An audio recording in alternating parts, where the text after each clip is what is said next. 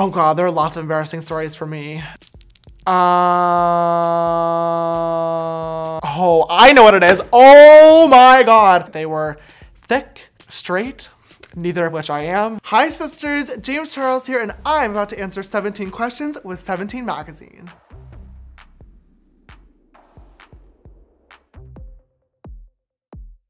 Demi Lovato, 100%. She is literally one of my biggest role models, not only just for her attitude and how she perseveres through everything that she's dealt with in her life, but also I think she has one of the best voices of my generation, so I would love to film with her. We've talked about it a few times, so hopefully we'll be able to make it happen in the future when she is ready to come back to the world. I mind my own business and focus on myself because at the end of the day, I'm the only one who's reliable and always there for myself, so that is how I stay out of the drama and be nice to everybody.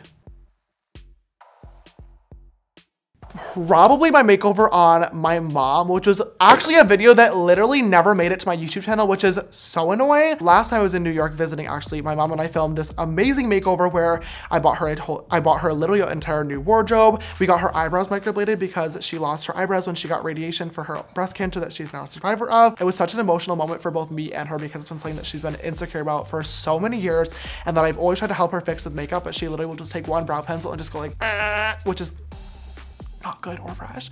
Finally, we got her good permanent eyebrows that she can wake up with every single morning and feel beautiful. And then after her eyebrows were all healed, I got to do her full face of makeup using my palette for the first time, which was so incredible. She literally started bawling when she saw the finished result, which was annoying because she ruined it before we even got to take photos, but it did not matter because she felt so beautiful, and I even started crying too because that is always my goal with my makeovers, and my mom has struggled with that for a very, very long time, so it was just a really amazing full circle moment.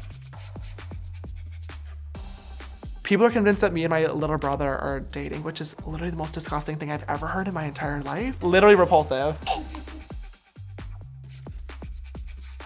I would say my biggest makeup advice for beginners is just watch a lot of tutorials and really examine your face. When I first started doing makeup, I made a lot of mistakes really early on and did not want to face criticism because I genuinely thought I was the best artist out there, which was definitely a lie. So I would definitely say it through taking selfies and through watching a lot of tutorials and learning from people that I really liked the makeup of was how I've been able to improve my routine and figure out what works best for me.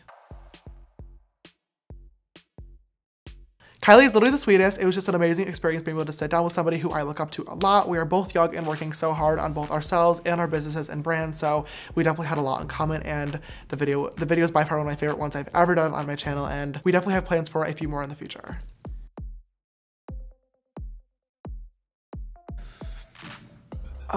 Literally that one I just did. Like literally just thinking about that was like triggering to me.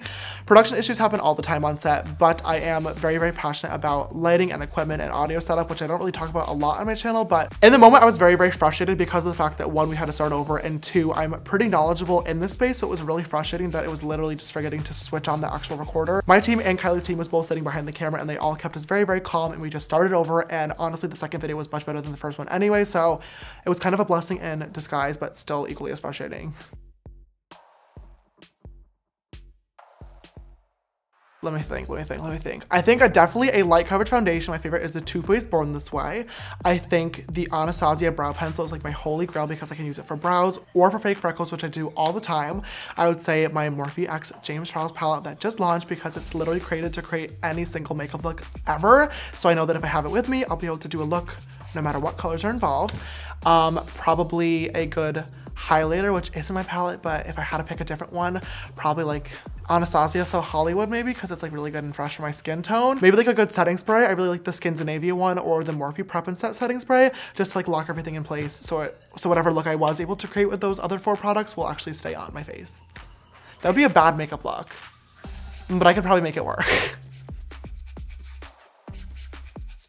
Probably like my Flashback Mary scandal is one of my most embarrassing stories probably ever. Probably about 2 years ago now, I was doing a meet and greet in Philadelphia, and I took a photo with a fan named Pam. We still follow each other on Twitter. Hey girl, love you the most.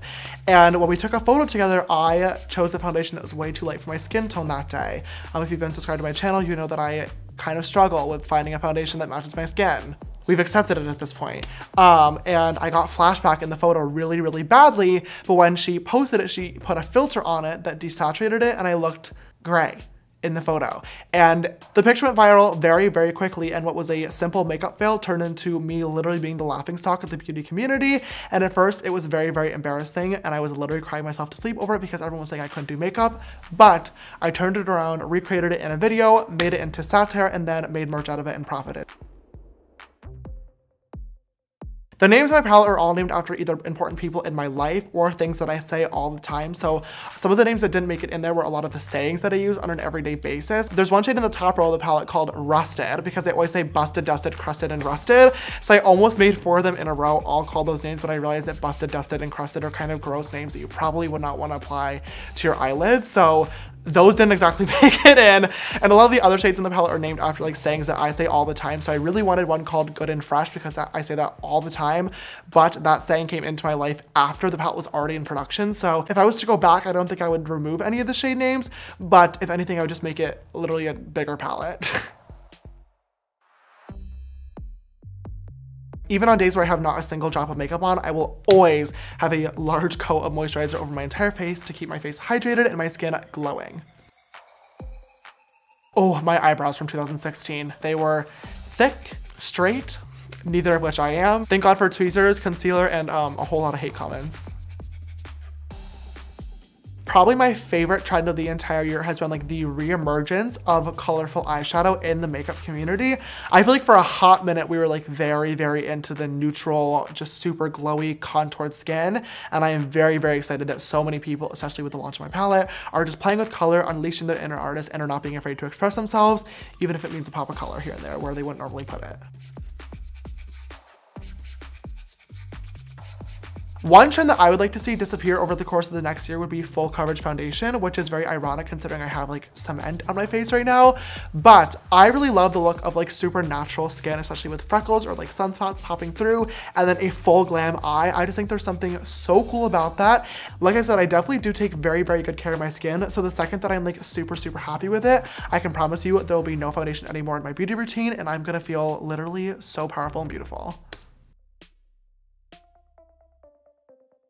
There was actually a few sisters who recreated every single one of the makeup looks on their face. Like literally the day after that I posted my commercial, I was like, how did you even do it that fast considering it took me literally a week? And then also some of my fans who don't actually wear makeup drew all of the campaign images as well, which just meant literally the entire world to me. I know how much work went into me doing it. So just to know the fact that some of the sisters wanted to take that much time out of their lives to express themselves and just play with art really meant like the entire world to me. One thing that I definitely had to learn kind of the hard way over my career over social media is to not say everything that's on your mind. It's important to have opinions, of course, and to stand up for yourself. But that being said, there's always things that you can learn and grow from as a person. So while I've made a lot of mistakes, I'm definitely very, very grateful when I am called out so I can become a bigger person and I can learn and grow. Oh, I know what it is. Oh my God. Okay, so a few weeks ago, I was hanging out with this boy who I have the fattest crush on right now. Like, oh my God. And he was kind enough to drive me home after we were hanging out at his apartment. And he asked me why my light was on. And I explained to him that my little brother was home living with me. And he's telling me how he really wanted to meet him. And I was like, oh yeah, you should probably come inside and then sleep over. Like on the literal like first time we hung out. I was like, oh, I cannot believe that I just said that.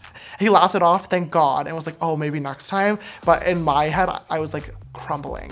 All right, my 17 sisters, those are all 17 questions that I have for today. I really hope you guys enjoyed it and learned a little bit more about me. If you did enjoy the video, please don't forget to give it a big thumbs up down below and come subscribe to the 17 magazine family. There's a ton more really amazing content here on this YouTube channel. And also speaking of YouTube, if you want to come subscribe to me and join this sisterhood, you can follow me on Instagram and Twitter and YouTube. They're all just James Charles. Do not forget to pick up your James Charles X Morphe collection on Morphe.com and use code James for 10% off your purchase, and also available at all Ulta retail locations. All right, you guys, thank you so much for watching it. We will see you in the next one. Bye.